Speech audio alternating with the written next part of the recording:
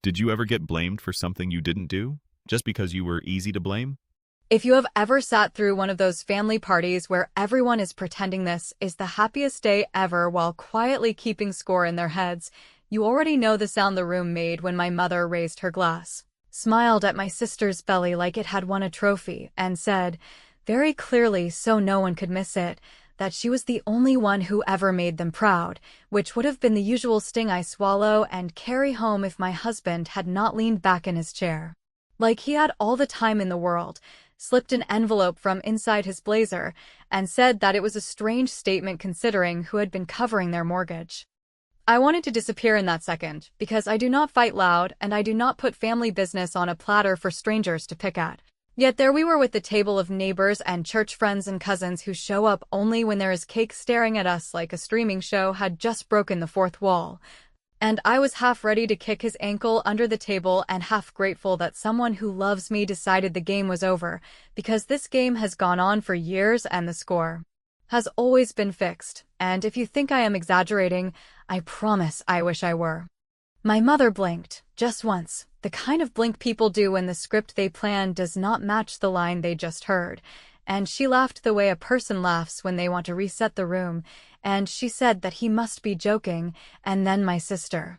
who has been told since cheerleading tryouts that the sun rises to applaud her, put her hand on her bump like she was shielding the next generation from my bad attitude and asked why we were trying to ruin her special day, and in that moment I felt the old reflex kick in, the one where I apologize for making anyone uncomfortable even though I was not the one who said anything cruel, but my husband did not move, did not flinch, did not raise his voice. He just tapped the envelope once with his finger and said that this was not a joke and that it was time for honesty.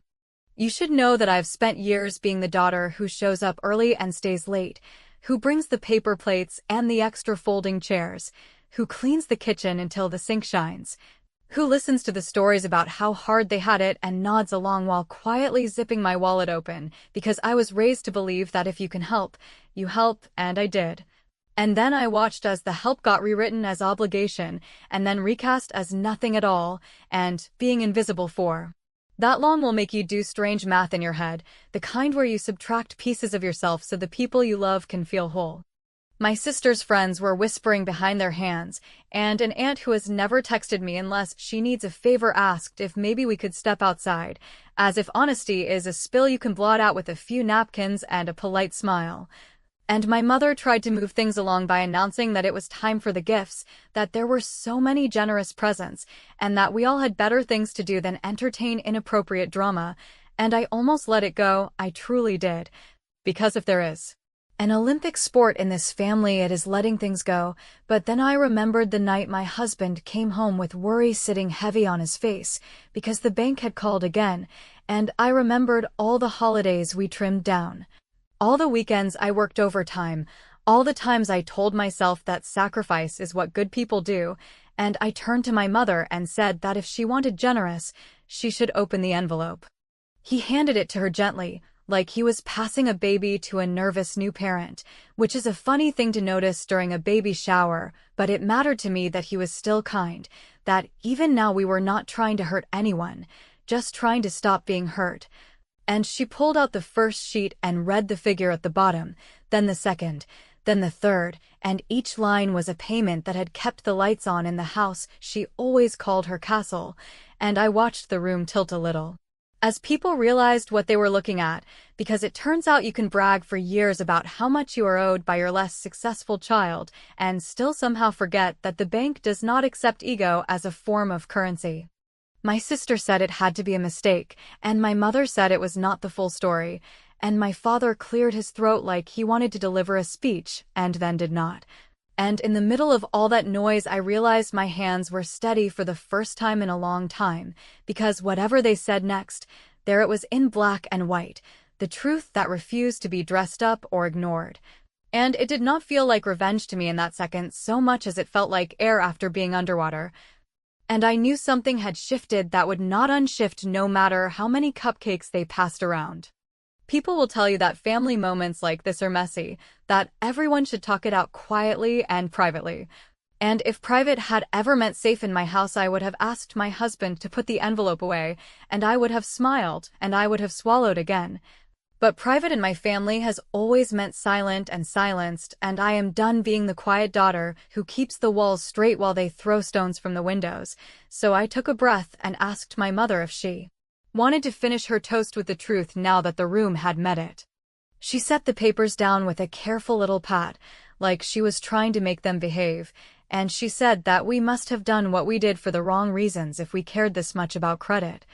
And I almost laughed because that is the kind of line that only makes sense when your entire life has been a receipt someone else pays, and a cousin asked in a tiny voice if the mortgage was really covered by us all this time.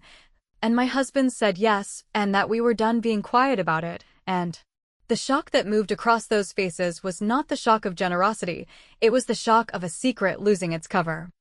I will tell you everything, because you will want the full story after a moment like that, but I will start with this promise I made to myself as the plates rattled and my mother opened her mouth to craft a new version of the day, which is that I would never again stand in a room and be told to be grateful for the chance to disappear, and that the next words out of my mouth would make sure I never had to, because the envelope my husband brought was only the first thing we were ready to lay on the table, and the next part, the piece that no one in that room saw coming, is the reason they still cannot say my name without swallowing hard. People always ask how a family gets to a moment where a husband pulls out an envelope and the temperature in the room drops, and I tell them it never starts with a grand betrayal that announces itself with dramatic music. It starts with small, ordinary choices that look generous and reasonable in the moment, and then pile up until you are standing on top of a mountain you built with your own hands, while everyone below pretends it is a natural landmark. So when I say I have been the daughter who shows up and covers the awkward gaps, I mean I have paid the bill when the card got declined and joked it away so no one would blush. I've postponed repairs on my own place because my parents were behind and the bank does not care about sentimental stories. And I have smiled through long speeches about responsibility from people whose version of responsibility always seemed to involve my wallet and my husband's overtime. My sister did not create the system, but she benefited from it like a plant sitting under a heat lamp, and every small success of hers was a parade while my milestones were treated like errands. So when she wanted to break a lease early because the building was too noisy, my mother delivered a sermon about how life is short and comfort matters, and then texted me asking if we could float the penalty since we were better with money.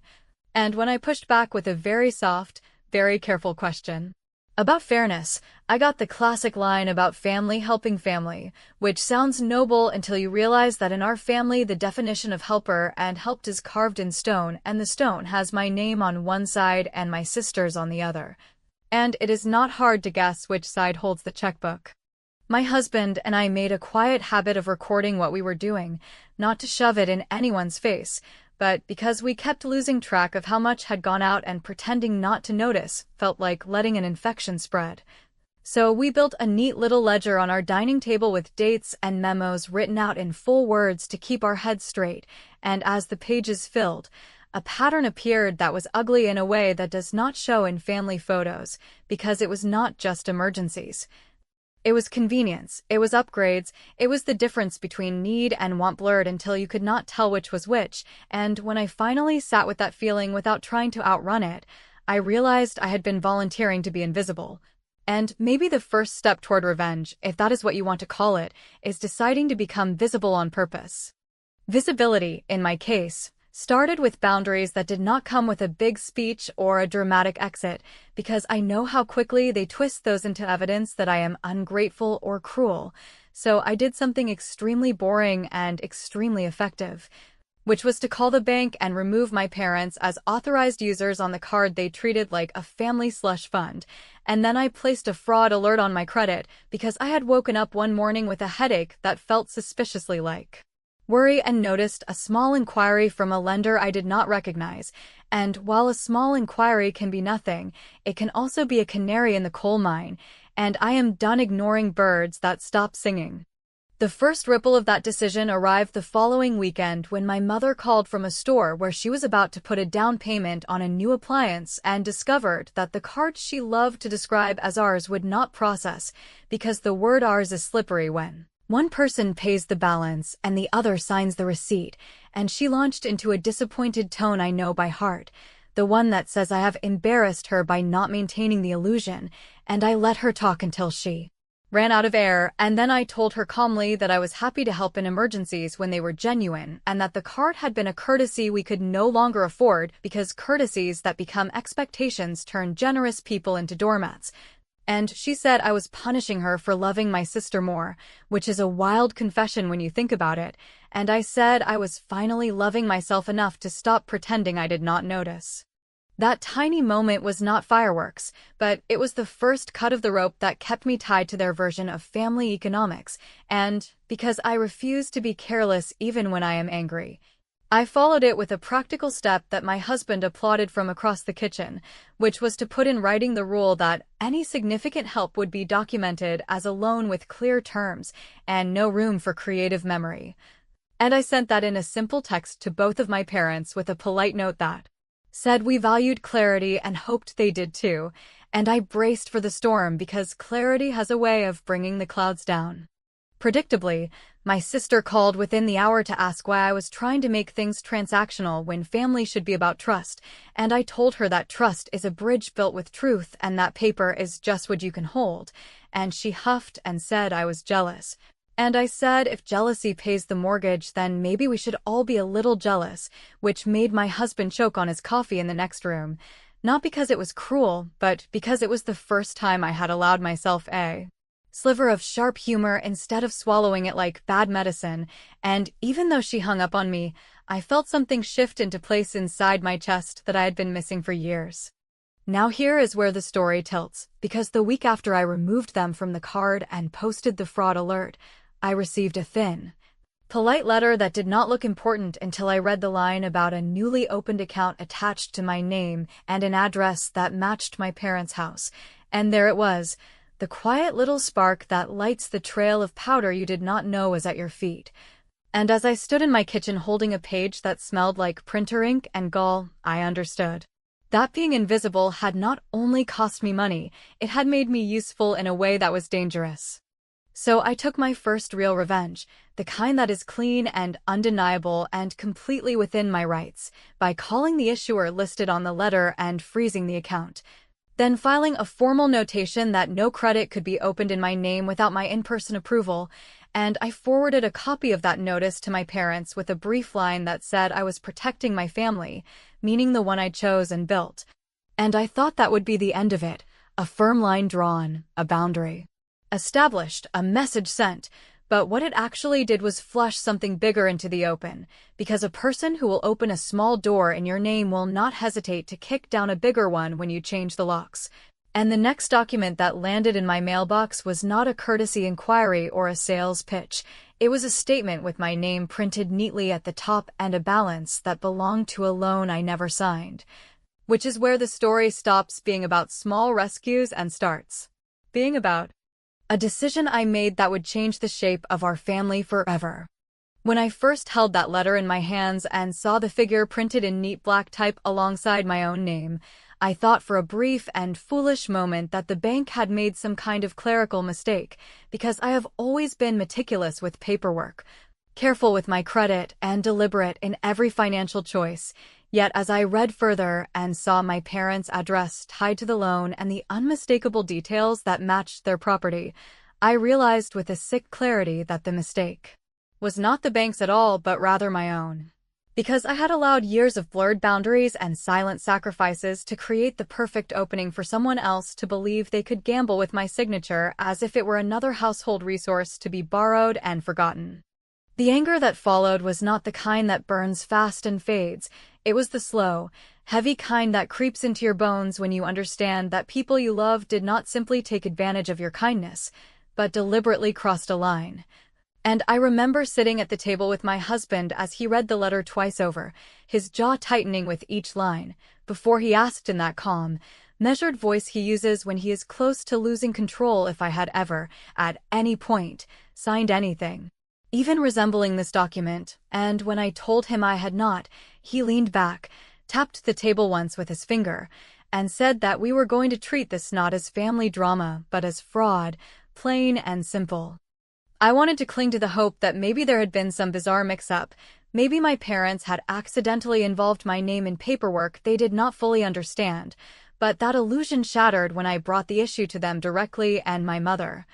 without even blinking, told me that it was nothing to worry about, that the bank was fine with it, and that family helps family, repeating the same tired phrase she has always used to disguise what is really just exploitation. And when I pressed her on why my name had been used without my knowledge, she brushed it off by saying that since I was better with money, it made sense to run things through me, as if the theft of identity could be reduced to a compliment about my organizational skills. My father, who rarely speaks unless it is to reinforce her opinion, cleared his throat and muttered that it was only temporary, and that once things stabilized it would all be resolved. But as he spoke I realized there was no temporary in their vocabulary, only a steady stream of taking, rationalizing, and erasing, and I felt something harden inside me. Because I understood at last that my role in this family had never been daughter in the way they described my sister, it had been financier, scapegoat, and invisible hand, and now that hand had finally clenched into a fist. The days that followed were a blur of phone calls, documentation, and careful steps, because I am not reckless even when betrayed, and I gathered every receipt, every proof of payment, every correspondence that tied me to years of financial support, organizing them into binders as if preparing for a trial, which in some ways I was, because the moment you decide to defend yourself against family, you have to be ready for the counterattack that comes dressed as guilt, and they did not disappoint. Calling me ungrateful, dramatic, and selfish, reminding me of childhood meals and Christmas mornings as if the price of those memories were eternal debt, and I listened with a kind of detached clarity. Hearing not love but manipulation sharpened into weapons that had worked on me for decades. My husband, who has always been the quiet strength in the background, became the strategist, reminding me that revenge does not always arrive in shouts or slammed doors, but sometimes in the slow, deliberate building of a case that cannot be denied.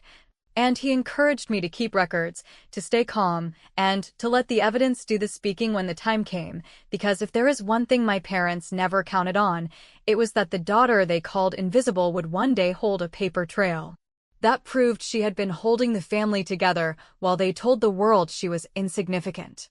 There was one night in particular I will never forget, when my sister called me in a fury after hearing from our mother that I was attacking the family, and she accused me of being jealous of her baby shower, jealous of her perfect little life, jealous of the applause she always received, and I listened without interrupting until she ran out of accusations, and then I told her in one long, steady breath that she should enjoy every clap she receives because the roof over her head and the room she decorated for her child exists only because I kept the house she grew up in from foreclosure, and that the day would come when she would realize applause does not pay the bank, but names on paper do. And mine was the name that saved her security again and again, though she never cared enough to notice. The silence on the other end of the call told me she had no real response, because entitlement rarely knows how to argue with evidence, and she eventually hung up, leaving me alone with the knowledge that whatever bond had remained between us as sisters had been cracked beyond repair, not by my anger, but by her refusal to see the truth. What they never expected, what they could not have imagined, was that in their arrogance they had left me holding not just the debt but the deed, because when the loan had been filed under my name, certain rights and control had shifted legally toward me. And as I pieced together the implications late one night with my husband flipping through the documents, we realized that the very weapon they had tried to use to bind me had become the tool I could use to free myself and maybe, just maybe, to deliver a revenge that was not loud, not cruel, but brilliant in its simplicity. I went to bed that night with the strange calm of someone who has stopped denying what they already knew, and I promised myself that the next chapter of this story would not be about survival, but about reclaiming power, and that when the moment came, the same relatives who clapped for my sister at the shower would sit in silence again, not out of pity for me, but out of awe that the daughter they dismissed had turned the tables with nothing more than the truth they refused to face, written in their own signatures and sealed in their own arrogance. The day of the baby shower had already been thick with the kind of tension you can almost taste, because everyone in that room knew the hierarchy my parents had enforced for decades, and most of them, whether they admitted it or not, had played along with it, smiling at my sister's every story as if she were the center of the universe, while glancing past me like I was just another piece of furniture in the background. So when my husband placed that envelope on the table, it was not only an act of defiance, but a declaration that the roles they had written for us were no longer going to be performed. Inside the envelope was not some vague claim or emotional outburst that could be dismissed as bitterness or jealousy. It was line after line of printed receipts, bank transfers, canceled checks, and notarized documents showing exactly who had been keeping my parents' roof over their heads, and why the house they loved to call their pride would not even exist without the steady payments made by the daughter they labeled as a disappointment. The sound of the room changing was not dramatic in the way movies show it with gasps and shouts. It was quieter and far more cutting, with chairs creaking as people shifted, with cousins exchanging nervous looks, with my sister's friends whispering behind their hands, and with one of the neighbors who had always believed every glowing word about the golden child raising her eyebrows in silent disbelief as my mother unfolded one paper after another, each one dragging her further into a truth she could not spin into a flattering narrative. My father reached for the papers, but my husband calmly slid them further down the table, telling him that there were plenty of copies and that everyone could see if they liked. And I watched the man who usually shrank into silence suddenly glow with a kind of power I had almost forgotten he carried, because he had finally grown tired of watching me take every insult in silence, while still bleeding myself dry to keep my parents' lives comfortable. My mother tried the only defense she knows, which is to turn the spotlight back on herself with a mix of indignation and wounded pride, insisting that this was a cruel stunt to pull during what was supposed to be a celebration. But the problem with pulling the celebration card is that she had already destroyed the spirit of the day when she raised her glass and announced to the entire room that only one daughter had made them proud, and even the people who usually nod along with her. Favoritism seemed to recognize the hypocrisy once the evidence was spread out in front of them. My sister, never one to accept anything less than full attention, began to cry in loud, practiced sobs about how we were ruining her special day, and for a fleeting second I considered doing what I had always done, which was to smooth the conflict over and swallow the truth to preserve appearances. But then I remembered the years of late-night arguments with my husband over whether we could keep carrying the weight, the vacations we never took, the repairs on our own home we delayed, and the child we put off having because we were funneling money into a mortgage that was never our responsibility. And I decided that no more tears, no more staged drama, and no more guilt would silence me. So I leaned forward and told the room in a steady voice that my mother had chosen to announce who made her proud, and now I was choosing to announce who had kept her proud house from being taken by the bank. And I watched the ripple of shock move across faces as the words sank in, because while everyone knew my parents loved to praise my sister and diminish me, no one had ever suspected that the foundation of their home quite literally rested on the shoulders of the daughter they belittled. My father muttered something about private family business, but my husband, who had clearly rehearsed this moment in his mind, replied that privacy had been used as a shield to excuse lies for far too long, and that if they wanted to play favorites in public, then they could face the truth in public as well. The room fell into a silence that was almost heavy, with the only sound being the papers rustling as my mother tried to stack them back into order. But the problem with paper is that once it has been unfolded, it never lies flat again. And the same was true of this truth. It was out, it was seen, and no amount of smoothing would make it disappear. My sister's husband shifted uncomfortably, clearly realizing for the first time that the woman he had married was not the effortless success story her family had always presented. And one of my cousins who had borrowed money from me in the past glanced down at his shoes, perhaps remembering that generosity is not a bottomless well. As the silence stretched, I could feel the balance of power tilting ever so slightly, not in my favor exactly, but away from the tight grip my mother had always held, because now she was on the defensive and everyone in that room knew it. She tried again, insisting that this was exaggerated, that the payments were temporary, that we had insisted on helping, but my husband cut her off with the calm precision of someone who had reached the end of his patience, telling her that he had the statements, the dates, and the canceled checks, and that not one of them bore her signature, only ours, and he laid another copy of the stack on the table as if to underline his point, daring anyone to challenge him. In that moment, something inside me finally settled. It was not joy or triumph, not yet, but a kind of certainty that the years of being invisible had finally cracked, that the people who had treated me as background noise could no longer deny my presence,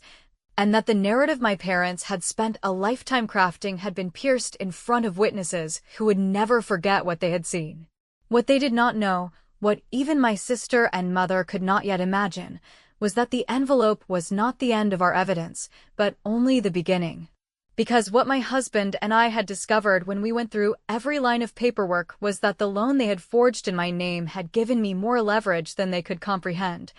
And the papers in that envelope were simply the opening act of a far bigger revelation waiting just around the corner, the kind of revelation that would not just expose their hypocrisy, but dismantle the pedestal they had built for themselves, piece by piece, until they had no choice but to face the truth they had worked so hard to bury. The morning after the shower, when the sugar had gone stale and the congratulations had cooled into long threads of gossip I would not read, I sat at our kitchen table with the stack of papers that had turned the room quiet and the thicker folder that held the loan I never signed. And I told my husband that I was done pleading for decency from people who used my kindness like a utility they never intended to pay for, which is why I opened a blank document, wrote in plain language that even my mother could not pretend to misunderstand, and offered 3 paths that were fair, lawful, and final, because if they wanted to treat my name like a tool, then I would treat the facts like a lever and move the whole structure until it either balanced or fell. I told them they could refinance in their own names by a clear date and provide written proof from a lender, while repaying the arrears we had covered through a notarized schedule that did not depend on anyone's mood, or they could sign an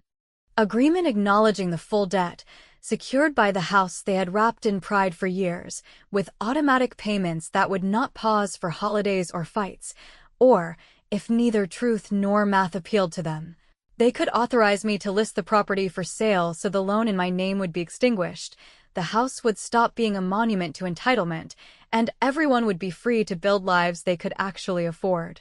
I added one line that made my hands steadier the moment I typed it, which was that failure to choose would count as a choice, because silence is not neutral when a signature is on the hook. They called, of course, with the predictable accusations and the weary script, my mother crying that I was abandoning family, my father repeating the word embarrassment as if it were a magic spell that could put the papers back in the envelope, and my sister insisting that I was timing this to ruin her transition into motherhood, and I answered each of them with the same simple refrain that I had rehearsed in the mirror like a promise I meant to keep, telling them that I was protecting my family, the one I had vowed to build with a man who worked nights while I worked days so their lights stayed on, and that I would not live another season with a debt that belonged to their pride hung around my neck like a medal I never wanted. I did not shout, I did not beg, I did not bargain, because I had learned that bargaining with people who benefit from your confusion only buys you more confusion. So I sent the letter by certified mail, I saved the receipts, and I waited the days I had given them with a calm I did not fully trust until it did not flicker anymore. When the deadline arrived and the only thing in my inbox was an invitation to a nursery paint party I had no interest in attending, I met the silence with action. Which is how I walked into a quiet office with a folder organized in a way that made the paralegal lift her eyebrows and say that I must do this for a living, and I told her that no, I do not, I just finally decided to take my own side. And we executed the listing under the authority that had been created the day they used my name to secure their future without asking if my future had room for it. The sign went up in the yard they loved to boast about, the showings were arranged with polite notice they chose to ignore, and the offers came in faster than any apology ever had, which told me everything I needed to know about what people value when there are stakes on paper rather than feelings in the air. There were calls, then threats dressed as concern, Then relatives who had clapped for my sister at the shower suddenly discovering a taste for mediation, and I listened to every plea with respect and then returned to the only truth that mattered, which was that my credit would not be a family heirloom, my marriage would not be a silent subsidy, and my life would not be lived in the shadow of a house that had learned to eat me. So when an offer arrived that cleared the loan, reimbursed every documented payment we had made, and left nothing hanging over our heads but the echo of old habits, I accepted it. And I scheduled a closing date that fell on a weekday afternoon when I knew my parents would be at home and would see the moving truck arrive not as punishment, but as the consequence of a choice they had insisted on making every day. They chose silence over repair.